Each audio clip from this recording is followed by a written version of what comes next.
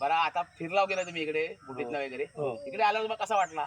असं वाटलं निसर्गाच्या सानिध्यात स्वर्गात आलो आम्ही असं वाटलं. होय ना एकदम असं वाटलं स्वर्गात आला. बरोबर म्हणून आम्ही तुमच्याकडे थांबलो होतो. तुम्ही तुमची वाट आम्ही 2-3 दिवसांपासून बघतोय की तुम्ही कधी याल आणि आम्ही कधी हा सुख उपभोगता येईल. आता 2 दिवस थांबले होते माझ्यासाठी हे लोक. मी देवगडात होतो नाटक करू गेलो 2 दिवस थांबले होते म्हणजे यांचे मी खरं आभार मानतो तुमचे. आणि आम्ही तुमचे आभार मानतो तुम्ही आले म्हणून आम्हाला हे करायला.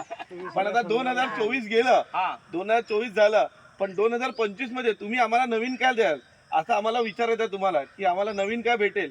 गेल्या वर्षीचा बेवड्याचा मान संपला या वर्षी कुठला तरी मान भेटला पाहिजे. बरोबर काय तुमच्याकडे त्यामुळे आम्ही तुम्हाला विचारायला थांबलोय.